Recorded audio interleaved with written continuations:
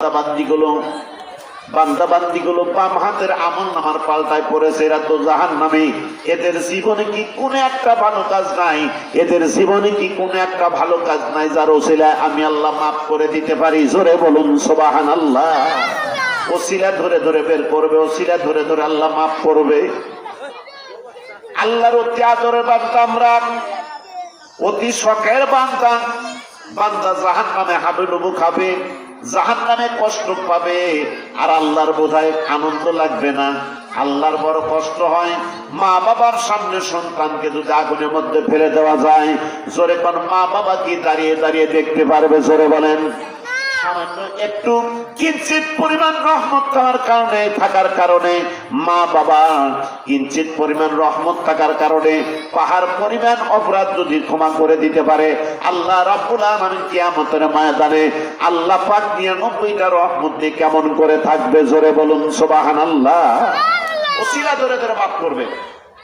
এই যে আমাদের বাংলাদেশের প্রথম বড় সেতু যমুনা সেতু যখন উদ্বোধন হয়, যমুনা সেতুটা যখন উদ্বোধন হলো, আমার ভাইরা, বাংলাদেশের মানুষ রাজ্যিক থেকে প্রত্যেক শুক্রবার ছুটির দিনে হাজার হাজার মানুষ সেই সেতু দেখার জন্য পাগলের মতো ছুটে যায়। তো মানুষ এই সেতু দেখার জন্য যাইতো। একদিনের ঘটনা, স্বামী স্ত্রী একটাই মাত্র সন্তান সাথে করে নিয়ে গেছে সেই যমুনা সেতু দেখার জন্য। দেখতেছেন ব্রিজে ওঠার পারমিশন দেওয়া তখন ছিল, ব্রিজে ওঠার কোনো বাধা ছিল না। মানুষ দেখবে, কারণ বাংলাদেশে এটা স্বপ্ন একটা সেতু। এই সেতুটা দেখার জন্য মানুষ যখন চলে গেল, যাবার পরে আপনার এই আমাদের তো মোবাইলের হাতে হাতে মোবাইল, আগে একটু কমই ছিল, সেলফি উঠতেছে মানুষ যেখানে সেখানে সেলফি। ঈদের নামাজ পড়তেছে সেলফি, জুমার নামাজ পড়তেছে সেলফি, হজ করবে যা সেলফি। কথা বলেন না কেন? সব জায়গায় সেলফি, সব জায়গায় ছবি উঠতেছে। এরকম ভাবে তারা ওই সেতুর উপরে ব্রিজে ছবি উঠতেছে।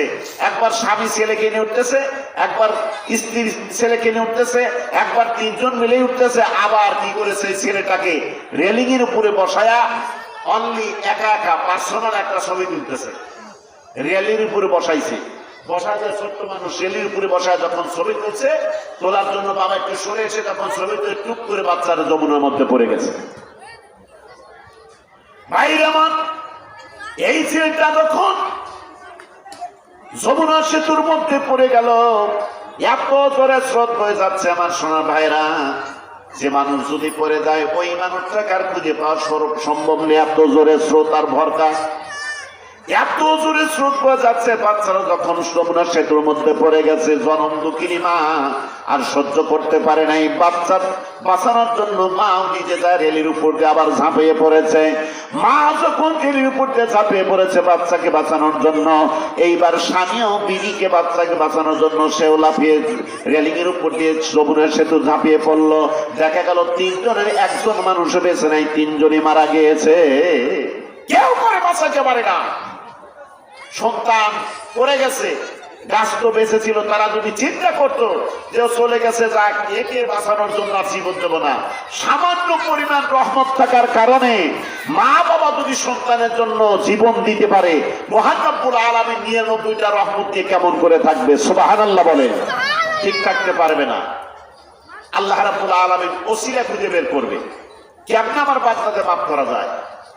আল্লাহর ফেরেশতারা ডাক দেয়, আল্লাহ এই বান্দা বান্দির জীবনে কোনো ভালো কাজ নাই, এই বান্দাদের জীবনে কোনো ভালো কাজ নাই, নামাজ নাই, রোজা নাই, হজ নাই, যাকাত নাই। এটা আল্লাহর সঙ্গে নাফরমানি করেছেন। ইচ্ছা করলে আল্লাহর সঙ্গে নাফরমানি করার কারণে আল্লাহ পাক তাকে মাফ করতে পারে। আল্লাহর সঙ্গে কোনো বান্দা যদি নাফরমানি করে, আল্লাহর হুকুম লঙ্ঘন করে, আল্লাহ মহান রব্বুল আলামিন গফুর গাফফার রহিমুর রহমান নামের ওসিলা ধরে তাকে মাফ করে দেবে। এই জন্য আল্লাহ 99টা গুণবাচক নাম রয়ে গেছে। এক একটা গুণবাচক নামের ওসিলা আল্লাহ পাক বান্দা বান্দিকে নাজাত দেবে। সুবহানাল্লাহ বলেন। ভাইরা আমার, মহান রব্বুল আলামিন এমনি করে বলে যে জীবনে কি কোনো ভালো কাজ নাই যার উসিলায় মাফ করে দিতে পারি? ফেরেশতারা ডাক দেবেন, আল্লাহ কোনো কাজ নাই ভালো কাজ এদের জীবনে নাই। তবে ওই দিন সরবর্ধন গাছা জামে মসজিদের উন্নতি কল্পে মাহফিল ছিল। আপনার এই বান্দাদের ভিতরে এই সমস্ত বান্দাগুলো ওই মাহফিলের মধ্যে বসে কোরআন হাদিসের কথা শ্রবণ করেছিল। শুধু কোরআন শরীফ হাদিসের কথা আপনার শ্রবণই করে নাই, তারা দান খয়রাত করে আপনার দিন কায়েম করার জন্য মাথার গাম পায়ে ফেলা অর্থ সম্পদ পাগলের মতো দান করে আপনার সঙ্গে বন্ধুত্বের পরিচয় দিয়েছে। এই একটা ভালো কাজ আপনার এই বান্দা বান্দির জীবনে রয়ে গেছে। আল্লাহ ডাকতে বলে, রে ফেরেশতা, আমার এই বান্দা বান্দির জীবনে কোনো ভালো কাজ নাই। আমার বান্দা যখন কোরআনের মাহফিলে বসেছিল, তোমরা বলো আমার ওই বান্দাকে আমাকে দেখেছে? বলে দেখে নাই। বলে তাহলে আমার জাহান্নাম দেখেছে? বলে তাও দেখে নাই। আল্লাহ ডাকতে বলে, ফেরেশতা, আমি আল্লাহ আমাকে দেখে নাই, আমাকে ভয় পায়। আমার জাহান্নাম দেখে নাই, জাহান্নামের শাস্তিকে ভয় পায়। আমার জান্নাত কি দেখেছে? ফেরেশতা বলে, আল্লাহ জান্নাত তো দেখে নাই। আল্লাহ ডাকতে বলে, তাহলে সাক্ষী থাক, আমার বান্দারা আমাকে দেখেন, আমাকে ভয় পায়, আমার জান্নাত দেখে নাই, জান্নাত পাবার আশায় বান্দা সারাদিন অজস্র পরিমাণ খাটাখাটনি করে, বিশ্রামের দরকার, আরামের দরকার। বান্দা তা না করে ওই কোরআনের মাহফিলের মধ্যে বসে কোরআন হাদিসের কথা শ্রবণ করেছে। আমার দিন কায়েম রাখার জন্য মাথার গাম পায়ে ফেলা পয়সাগুলো দান করে বন্ধুত্বর পরিচয় দিয়েছে।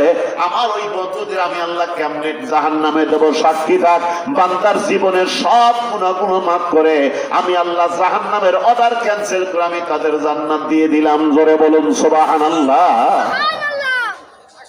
কি বলেন? আল্লাহ পাক যদি ওই সময় মাফ করে দেন, ওখানে কি বাধা দেওয়ার কোনো মানুষ থাকবে?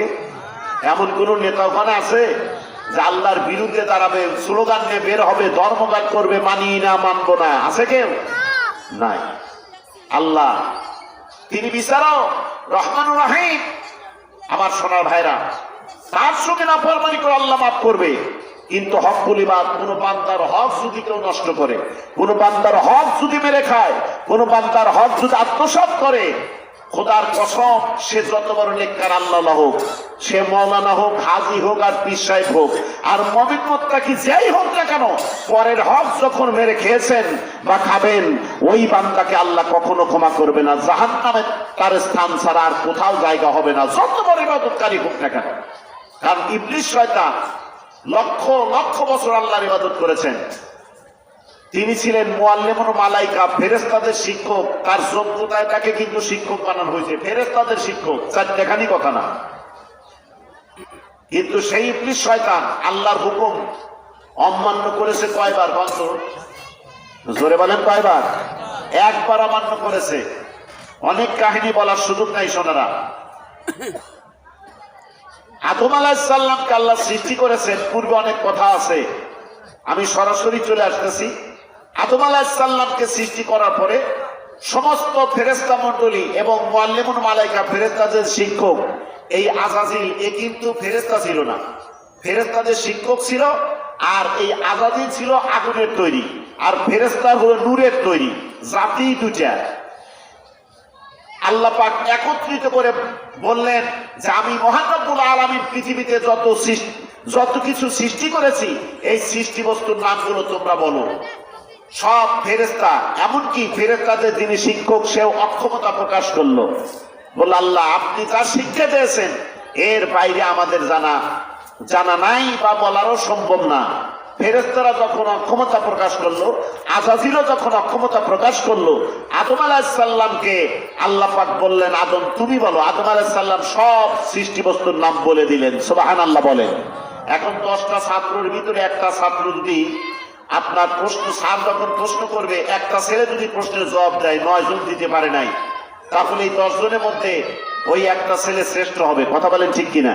আর আমরা যখন লেখাপড়া করছি দেখছি, লেখাপড়া করতে যায় যদি কেউ পড়ায় না পারতো, একজন পারছে আর গুলি পারেন, ওই একজনকে কান গলাইছে এক মুখ থেকে, এরকম করছে না? বলেন, শাস্তি দিছে বা অপমান অপদস্থ করছে, প্রত্যেক কান গল। মানে এই অপমানের কারণে ওজন লেখাপড়া করে আসে। এখন তো ছেলে মেয়েদের শাসন করার এখতিয়ার নাই, শাসনও করা যায় না বাবু। একটু শাসন করলেই আপনার কাছে ছেলে বেশিকে মারার জন্য নাকি, খবরদার আমার ছেলে গায়ে হাত দিবেন না, এরকম বলে।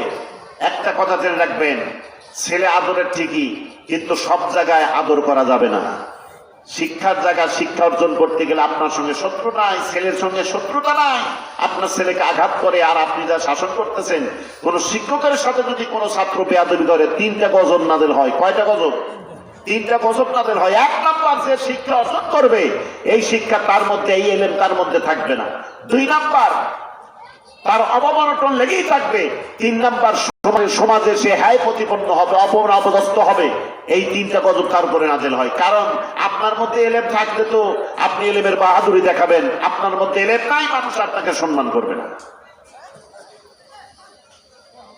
আযাজিল পারল না। আদম আলাইহিস সালাম যখন পেরেছেন, আল্লাহ পাক আদম আলাইহিস সালামের সম্মানার্থে বললেন উসজুদ লি আদামা, তোমরা আদমের সম্মানার্থে একটা সিজদা করো। সুবহানাল্লাহ বলেন। আল্লাহ বললেন, কে বললেন? আল্লাহ হুকুম দিয়েছেন আদমের সম্মানার্থে তোমরা একটা সিজদা করো। সব ফেরেশতা সিজদার মধ্যে চলে গেছে। সুবহানাল্লাহ বলেন। বলার সাথে সব ফেরেশতা সিজদার মধ্যে চলে গেছে।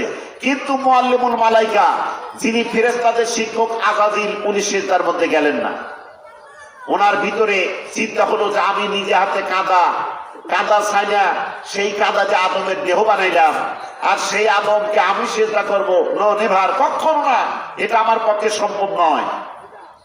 কারণ আমি হলাম আগুনের তৈরি আর আদম হলো মাটির তৈরি। মাটি কখনো আগুন থেকে শ্রেষ্ঠ হতে পারে না, আমি তাকে সিজদা করতে পারি না। সোনার ভাইয়েরা, অনেক পূর্বের কাহিনী রয়ে গেছে। আদমকে যখন সিজদা করার কথা বললো, আজাদের সিজদা করলো না। সব ফেরেশতা সিজদার মধ্যে চলে গেছে। ফেরেশতারা সিজদা করে আবার মাথা উত্তোলন করেছে। উত্তোলন করে দেখে তাদের শিক্ষক, তাদের নেতার গলায় লানতের ত্বক পড়ে গেছে। পরনের কাপড় চুপড় জান্নাতি পোশাক গুলো খসে গেছে। জোরে বলেন নাউজুবিল্লাহ। ফেরেশতারা তরতর করে কাঁপতে কাঁপতে আবার সিজদার মধ্যে চলে গেছে। এই জন্য আগে 1 রাকাত নামাজে একটা সিজদা ছিল, এখন 2টা করে সিজদা। পরের সিজদাটা আমরা নিজেরাই লাজেম করে নিয়েছি। জোরে বলুন সুবহানাল্লাহ। আদম আলাইহিস সালামকে সিজদা না করার কারণে আযাজিলকে আল্লাহ পাক জান্নাত থেকে বিতাড়িত করে দিলেন। তার নাম দেওয়া হলো ইবলিস, শয়তান। একটা হুকুম অমান্য করার কারণে আল্লাহ তাকে জান্নাত থেকে বিতাড়িত করে দিল। শুধু বিতাড়িতই করে নাই, জান্নাত তার জন্য চিরতরে হারাম করে দিয়েছেন, জীবনে যেতে পারবে না। আদম আলাইহিস সালাম জান্নাতের মধ্যে আছে। এই ইবলিসকে যখন জান্নাত থেকে বিতাড়িত করা হলো, ইবলিস শয়তান আল্লাহর কাছে ফরিয়াদ করে কান্দে, আর আল্লাহ, আমি লক্ষ লক্ষ বছর আপনার ইবাদত করেছি, লক্ষ লক্ষ বছর আপনার বন্দেগী করেছি, এর বিনিময়ে আমাকে কিছুই দিবেন না? আল্লাহ ডাক দিয়ে বলে, আমি কাউকে নৈরাশ করি না, তুমি কি চাও বল, আমি তোমারে দিয়ে দেব, কিন্তু জান্নাত ছাড়া। কি ছাড়া? জান্নাত ছাড়া। তুমি কি চাও আমি দিয়ে দেবো। আল্লাহকে ডাক দেখো, আল্লাহ আমাকে কিয়ামত পর্যন্ত আয়ু দিতে হবে। আল্লাহ বললেন, যাও, তোমারে কিয়ামত পর্যন্ত আয়ু দিয়ে দিলাম। 2 নাম্বার, আমি যেন মানুষের শিরায় উপশিরায় রক্ত পশমের সঙ্গে মিশে থাকতে পারি, ক্ষমতা আমাকে দিতে হবে। ইবলিস শয়তানকে আল্লাহ বললেন, যাও, এই ক্ষমতাও তোমার আমি দিয়ে দিলাম।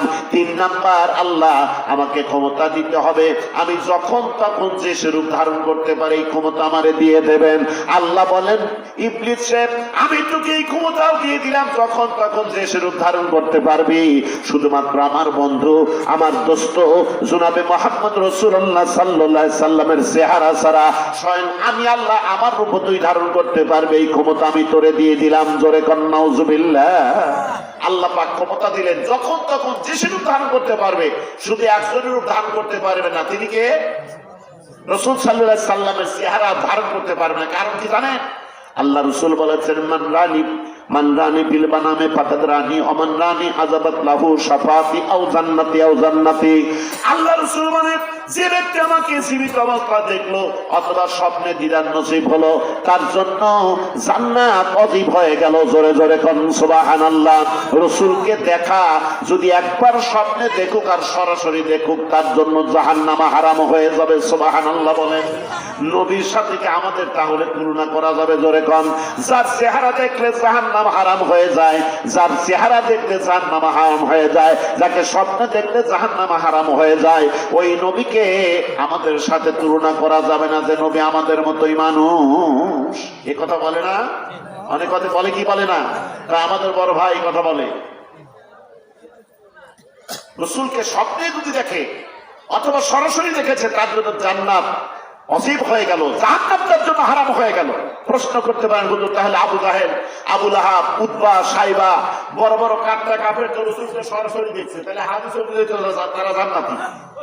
কথা বলেন, হাদিস অনুযায়ী তারা জান্নাতি, কিন্তু না, এই দেখাটা দেখতে হবে ঈমানি চোখে। কি চোখে? ঈমানি চোখে দেখতে হবে, ঈমানি চোখে দেখতে হবে। ইবলিস শয়তানকে জান্নাত থেকে বিতাড়িত করা হলো একটা ভুলের কারণে। যখন তখন দেশের রূপ ধারণ করতে পারবে, এমনকি আল্লাহ পাকের রূপ ধারণ করতে পারবে। এই জন্য মানুষ যখন মৃত্যু যন্ত্রণায় কাতরায়, মৃত্যু সজ্জায় আছে, কখন বা প্রাণটা বের হয়ে যায়, ইবলিস শয়তান এইবার আল্লাহর রূপ ধারণ করে এসে বলতেছে, হে আমার বান্দা, আমি স্বয়ং আল্লাহ তোর সামনে হাজির। নাউজুবিল্লাহ বলেন। আমি স্বয়ং আল্লাহ তোর সামনে হাজির। সারা জীবন আমার ইবাদত করেছিস, সারা জীবন আমার বন্দী করেছিস, আমি তোর ইবাদতে খুশি, তোর প্রতি আমি সন্তুষ্ট হয়েছি। এই জন্য এখন তোমার জন্য জান্নাত থেকে হাউজে কাউসার নিয়ে আসছি। মৃত্যুর সময় মানুষের কণ্ঠনালী এমন শুকায়া যায় বাজান, এমন ভাবে শুকায় যায়, কই বলতেছেন হাতে দরিয়া ঘর সে বাদশাহ তানে মান, হাতে দরিয়া ঘর সে বাদশাহ তানে মান, সর্বতে দিদার বায়াত আদরুবে মাহবুবে মান। মৃত্যু ব্যক্তির কণ্ঠের ভিতরে 7 দরিয়ার পানি যদি ঢেলে দেওয়া যায়, ওই বান্দার কখনো পিপাসা নিবারণ হয় না, এমন অবস্থা দাঁড়া যায়, এমন পিপাসিত হয়ে যায়। ওই সময় যদি একটা শরবত নিয়ে তার সামনে হাজির হয়, কি ভাই, রমজান মাসে যখন কোনো মানুষের রোজা লাগে, রোজায় ধরে গেছে বাইরে, মানে পিপাসা লাগছে, ধরা বলতে পানির পিপাসা লাগছে, এই পানির পিপাসা লেগে গেছে, এই অবস্থায় তার এমনি পানি যদি আপনার ছটফট করে, ওই সময় যদি তার সামনে সুন্দর সুস্বাদু শরবত নিয়ে মানুষ খানা পেনা করে সামনে, জোরে কোন তার কষ্ট বাড়বে না কমবে? বেড়ে যাবে, আরো বেশি কষ্ট হবে। আমি তোমার প্রতি খুশি হয়ে জান্নাত থেকে হাউজে কাউসার নিয়ে আসছি, এইটা তুমি খাও, আমি তোমার খোদা, আমি তোমার রব্বুল আলামিন, আমি খুশি হয়ে নিয়ে আসছি, খাও। বান্দা যদি ইমানদার হয়, ওই পানি কখনো খাবে না, ওই পানি স্পর্শ করবে না। আর বেঈমান বান্দা যদি হয়, তাড়াতাড়ি দেন, তাড়াতাড়ি পিপাসা নিবারণ করে, আমার গলা শুকিয়ে গেছে। বাইরে বাজান আমার এমনি করে শয়তান ধোঁকা দিতে থাকে। যখন পানি পান করাইতে পারেন, ইমানদার বান্দাকে ডাকতে বলে, তোমার জন্য এই হাউজে কাউসার নিয়ে আসছে, আমি তোমার জন্য নিয়ে আসতে দিতে পারি, শুধু তুমি বলো লা ইলাহা, লা ইলাহা, এইটুকুন বলো। যদি লা ইলাহা বলো মানে আল্লাহ নাই, এই কথা বললি সর্বোচ্চ তোমার দিয়ে দেব। লোক কার নাই ভাই, যখন পানির জন্য পাগল হয়ে যাবে, শরবত পাবার আশায় বলবে লা ইলাহা, তার মানে নাই কোনো ইলা, নাই কোনো আল্লাহ। ইমান লুণ্ঠন করে নিয়ে ওই শরবত নয়, ওখানে গ্লাসে নিয়ে আসছে শয়তান প্রসাব, এই প্রসাব খাওয়ায়া ইমানদার বান্দার ইমান লুণ্ঠন করলে প্রস্থান করবে, ওই লোকটা বেঈমান হয়ে মারা যাবে। জোরে বলেন নাউজুবিল্লাহ। ইমানদার বান্দার সামনে যখন বলা হবে, ইমানদার বান্দা কখনো বলতে রাজি হবে না। ইমানদার বান্দার জান কবজ করতে আজরাইল এসে বিস্মিত হয়ে যাবে, হাত দিয়ে জান কবজ করতে যায়, হাত বাধা দেয়, না না, এই হাত দিয়ে জান কবজ করা যাবে না, কারণ এই হাত দিয়ে মসজিদে দান খয়রাত করে দিনের যে কাজ হয়েছে, ওই কাজে সহযোগিতা করেছে, এই হাত দিয়ে মানুষের উপকার করেছে, এই হাত দিয়ে তার জান কবজ করা যাবে না। এইবার যখন তার পা দিয়ে জান কবজ করার জন্য উদ্যত হবে, পা বলবে এখান দিয়ে জান কবজ করা যাবে না, কারণ এই পা দিয়ে হেঁটে হেঁটে কোরআনের মাহফিলে বসেছে, এই পা দিয়ে হেঁটে হেঁটে 5 ওয়াক্ত নামাজ মসজিদ আদায় করেছে, এই পা দিয়ে আপনার জান কবজ করা সম্ভব হবে না। এইবার যখন তার জবান দিয়ে, মুখ দিয়ে জান কবজ করার জন্য উদ্যত হবে, মুখ বলবে এখান দিয়েও জান কবজ করা যাবে না, কারণ এই মুখ দিয়ে আল্লাহকে আল্লাহ বলে ডেকেছে, কোরআন শরীফ সকাল বিকাল তেলাওয়াত করেছে, আল্লাহ নামের জিকির করেছে, তাসবিহ তাহলিল করেছে, এই পবিত্র মুখ দিয়ে তার জান কবজ করা যাবে না। চোখ দিয়ে জান কবজ করার জন্য যাবে, চোখ বলবে এখান দিয়েও জান কবজ করা যাবে না, কারণ এই চোখ দিয়ে কখনো খারাপের দিকে দৃষ্টিপাত করে নাই, সুতরাং এই চক্ষু দিয়ে জান কবজ করা যাবে না। এক কথায় যে অঙ্গ প্রত্যঙ্গ দিয়ে জান কবজ করতে যাবে, ইমানদার বান্দার জান কবজ করতে যায় আর কোন অঙ্গ প্রত্যঙ্গ দিয়ে জান কবজ করা সম্ভব হবে না, বাধা প্রদান করবে। আল্লাহর ফেরেশতা আপনার ডাকতে বলেন, আল্লাহ আমি তো বিপদে পড়ে গেলাম, আপনারই বান্দার জান তো কবজ করতে দেয় না, যেখান থেকেই জান কবজ করতে যাই সেখানেই বাধা। জোরে জোরে কোন সুবহানাল্লাহ। আল্লাহুম্মা সাল্লি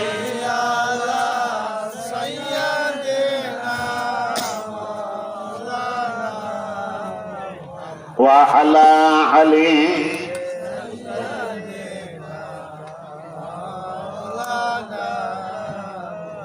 আজ না হয় কাল তুমি যাইবা কবরে, যাবার সময় দেখবে সে গো তোমার সবই রইল পরে, যাবার সময় দেখবে সে গো। আজ না হয় কাল তুমি যাইবা কবরে, যাবার সময় দেখবে সে গো তোমার সবই রইল পরে, যাবার সময় দেখবে সে গো। আল্লাহুম্মা সাল্লি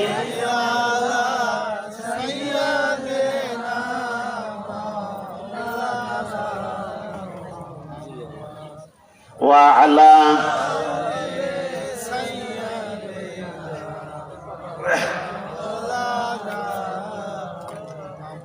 আল্লাহ ডাকতে বলে, ফেরেশতারে আমার এই বান্দার জান তুমি কবজ করতে পারবে না। সুবহানাল্লাহ বলেন। আল্লাহ ইমানদার বান্দার পক্ষে হয়ে বলবে, আমার এই বান্দার জান কবজ করা তোমার পক্ষে সম্ভব হবে না, করা সম্ভব হবে না। তুমি যদি আমার ইমানদার বান্দার জান কবজ করতে চাও তাহলে একটা কাজ করো, জান্নাত থেকে মেওয়া ফল নিয়ে আসো, জান্নাত থেকে মেওয়া ফল নিয়ে আসো। ওই ফলের গায়ে লেখা রয়েছে লা ইলাহা ইল্লাল্লাহু মুহাম্মাদুর রাসূলুল্লাহ সাল্লাল্লাহু আলাইহি সাল্লাম। ওই জান্নাত থেকে মেওয়া ফলটা নিয়ে এসে আমার ইমানদার বান্দা বান্দির সামনে ধরো। আমার এই বান্দা বান্দি মেওয়া ফলের দিকে তাকায়া আমার বন্ধুর নাম যখন দেখবে, আমার বন্ধুর নাম জপতে জপতে তার দেহ থেকে প্রাণ পাখি বের হয়ে আসবে, তোমার কোনো সমস্যা হবে না। আমার বান্দার প্রাণটা বের হয়ে যাবে। কখন তার প্রাণ পাখি বের হয়ে গেছে সে নিজেও টের করতে পারবে না। সুবহানাল্লাহ মানে ইমানদার বান্দার জান কবজ করার সময় এই মেওয়া ফল সামনে ধরা হয়। কারণ ইমানদার বান্দা যারা, তারা দুনিয়াতে সৎ কাজ সলে কাজ করে, যেখানে সেখানে যেখানে মাহফিল হয়, যাই বাবু বেশি সময় না থাকে একটু সময় দিয়ে আসি, কারণ হাজিরা দিয়ে আসি। এই যে মাহফিলে আপনারা আছেন, খোদার কসম ফেরেশতারা ভিডিও করছেন যে এই মাহফিলে ছিল কারা, 5 মিনিটের জন্য বসেছেন, 5 মিনিটের ভিডিওর মধ্যে আপনি আছেন, আমাকেও দেখতে পাচ্ছেন। কি কথা বলেন ঠিক কিনা? এই যে এখন আওয়ামী লীগের লোকজন পালাইছে, মনে করে আওয়ামী লীগের লোকজন পালাইছে, কিছু আওয়ামী লীগের লোক এখন আবার বিএনপির যোগ দিতেছে, যা বিএনপি নেতা হওয়ার জন্য চেষ্টা করতেছে। আর এক বিএনপির লোক বলতেছে ও তো খারা একদম এখানে আসল আওয়ামী লীগ, তাকে এখানে দেখা দিচ্ছে কেন? না না, ও আগের থেকে বিএনপি। আর একজন দালালি করতেছে, এরকম আছে না নাই? দালালি করতেছে, বলে না ও আওয়ামী লীগ আছে, তার প্রমাণ করে দেখ ভিডিও কপি অমুক জায়গায় জনসভায় চেয়ে দেখো অমুকের সাথে ছবি, এই যে অমুকের সাথে ভিডিও, সব কিছু দেখা দিচ্ছে প্রমাণ করার জন্য। কিয়ামতের ময়দানে আল্লাহ পাক বান্দাদের এই ভিডিওগুলো স্থাপন করবে, উপস্থাপন করবে। সুবহানাল্লাহ বলেন। এই দেখেন কোরআন মাহফিলে আর বসা ছিল, আল্লাহ পাক এই কোরআন মাহফিলে আসা বসা শোনার কারণে আল্লাহ রাব্বুল আলামিন জাহান্নামের ক্যান্সেল করে বলবে, বান্দারে ফেরেশতারে আমার বান্দা যখন দুনিয়া সব কিছু অপেক্ষা করে আমার কোরআনের মাহফিলের মধ্যে বসে কোরআন হাদিসের কথা শ্রবণ করেছে, শুধু শ্রবণই করে নাই, আমার বান্দা আমার দিন কায়েম করার জন্য, কায়েম রাখার জন্য মাথার গাম পায়ে ফেলে অর্থ সম্পদ দান করে আমার সঙ্গে বন্ধুত্বের পরিচয় দিয়েছে। আমার ওই সমস্ত বন্ধুদের কেমনে জাহান্নামে দেব সাক্ষী থাক, আমার ওই বান্দা বান্দির জীবনের সব গুনাহ মাফ করে জাহান্নামের অর্ডার ক্যান্সেল করে আমি তাদের জান্নাত দিয়ে দিলাম। সুবহানাল্লাহ বলে। আল্লাহ পাক এমনি করে ওসিলা ধরে ধরে মাফ করবেন। সুবহানাল্লাহ বলে। ওসিলা ছাড়া পার হওয়ার কোনো কায়দাই নাই। অনেক আলেম বলে, ভাই সাধারণ মানুষ বলে, আলেমরা বলে ওসিলাতে দোয়া করে কোনো লাভ নাই, নবী রাসূলতে দোয়া করে। আদম আলাইহিস সালামও ভুল করছিল, কিন্তু আদম আলাইহিস সালাম আমাদের পিতা, আদি পিতা আদম আলাইহিস সালাম, মা হাওয়া আলাইহিস সালাম ভুল করার কারণেই আজকে আমরা দুনিয়ায়। তাছাড়া তো আমাদের থাকার কথা ছিল জান্নাতে। কোথায়? কথা বলে না। জান্নাতে থাকার কথা ছিল, আমাদের আসল বাড়ি তো জান্নাত। সেখানে থাকার কথা ছিল, কিন্তু আজকে দুনিয়া কেন এই ভুলের কারণে, এই ভুলটাতে হবে। আল্লাহ পাক সতর্ক আগেও করে দিয়েছিল যে জান্নাতের মধ্যে থাকি আদাব উসকুন আনতা ওয়া যাওজুকাল জান্নাত ওয়া কুলা মিনহা রাগাদান হাইসু শিতুমা ওয়ালা তাকরাবা হাযিহি শাজারাতা ফাতাকুনা মিনাজ জালিমিন। জোরে কোন আল্লাহু আকবার। আমার ভাইরা, আল্লাহ পাক বললেন, আল্লাহ পাক বলছেন যে হে আদম হাওয়া, তোমরা জান্নাতের মধ্যে থাকো, যেখানে খুশি সেখানে যাও, যেটা খুশি সেটা খাও, কোনো বাধ্যবাধকতা নাই, সব জায়গায় যাবে, যেটা খুশি সেটা করবা, কোনো সমস্যা নাই। কিন্তু ওয়ালা তাকরাবা হাযিহি শাজারাত, ওই গাছের নিকটে যায় না, ওই গাছের ফল খায় না। যদি গাছের নিকটে যাও, ওই গাছের ফল খাও, ফাতাকুনা মিনাজ জালিমিন, তোমরা জালেমের অন্তর্ভুক্ত হয়ে যাবে, তখন কিন্তু জান্নাতে থাকতে পারবে না। আল্লাহ বলেও দিল, এরপরে সেই ভুলটা করছে। কিন্তু ভুলের কারণে আল্লাহ পাক আমাদের দুনিয়ায় প্রেরণ করেছেন, কিন্তু জান্নাতকে আমাদের জন্য হারাম করে দিয়েছেন। জোরে কোন হারাম করেছেন? হারাম করে নাই। সন্তান অপরাধ করে, অন্যায় করে, বিভিন্ন খারাপ পাপ কাজে লিপ্ত হয়, এক পর্যায়ে বাবা বিভিন্ন ভাবে শাসন করার পরে সন্তান যখন তার আয়ত্তে আসে না, বাবা তখন রাগ করে বলে, তোকে আমি ত্যায্য করে দিলাম, তুই আমার সন্তান না, তোর জায়গা আমার বাড়িতে হবে না, বাড়ি থেকে চলে যা। সন্তানকে বাড়ি থেকে তাড়িয়ে দেয়, এখানে সেখানে ঢোকেরুই করে, ওখানে থাকে, অমুক জায়গায় থাকে।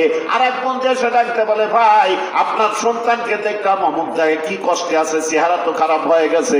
বলে, ওর কথা আমার কাছে বলবি না, আমি ওকে ত্যায্য করে দিয়েছি, ও আমার সন্তান, আমি সন্তান থেকে মুছে দিয়েছি। আর এক বন্ধু এসে বোঝায়, ভাই সন্তান তো ভুল করবে, এই যে দুনিয়া মোরা তো সন্তান, তুমি তো বাবা, একবারের জন্য ক্ষমা করে দাও। বলে, না না, আমি তাকে কখনোই ক্ষমা করব না, তাকে জায়গাও দেবো না। তবে তোমরা যখন এত আমার কাছে কাকুতি মিনতি করছো, এত যখন ধরছো, তাহলে তোমাকে বলি, ও যদি আমার বেটার মতো বেটা হয়ে আসতে পারে, তাহলে আমি জায়গা দেবো, তার সম্পদ যার ভাগে হয় তা আমি দিয়ে দেবো, যদি সন্তান হয়ে ফিরে আসতে পারে। আল্লাহ রাব্বুল আলামিন জান্নাত থেকে বিতাড়িত করছে ঠিক, কিন্তু জান্নাত আমাদের জন্য হারাম করে নাই। আল্লাহ পাক বলেছে, আদম রে, যদি তোমরা আমার প্রিয় পাত্র হয়ে আসতে পারো, আমি আল্লাহ আবার তোমাদের জন্য জান্নাতের দরজা খোলা রেখে দিয়ে, আমাদের জন্য খোলা, শুধু সেই কাজটা করতে হবে, জান্নাত যাওয়ার কাজটা করতে হবে দুনিয়ার থেকে।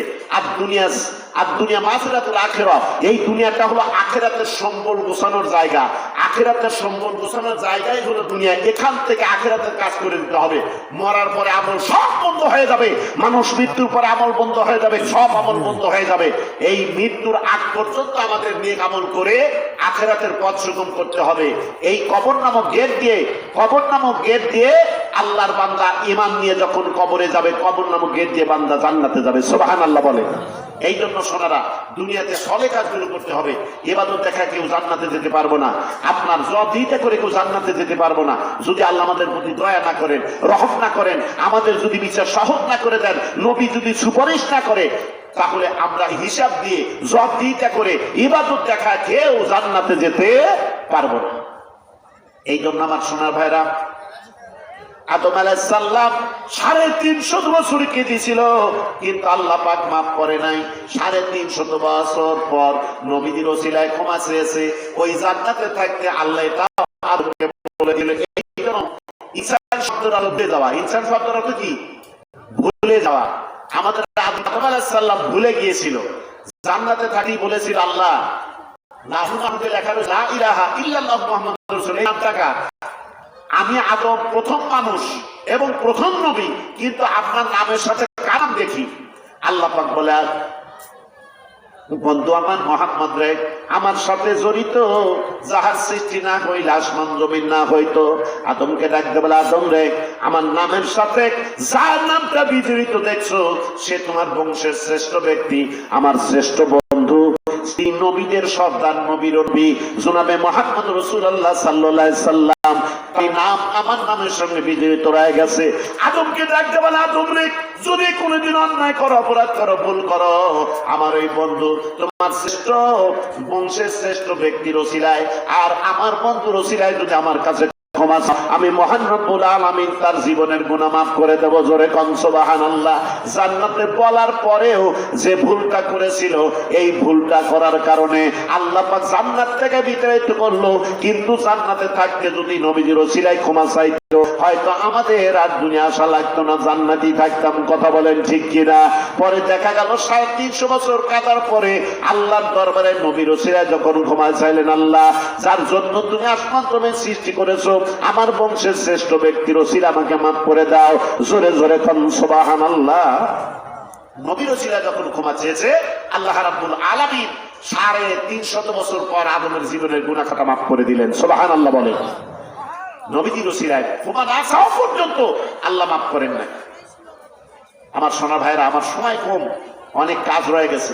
আলোচনা মন চাই করি, কিন্তু সুযোগ নাই। সব আলোচনাটা আমার গাড়ি পড়ে, এই জন্য ইচ্ছা থাকলেও পারি না।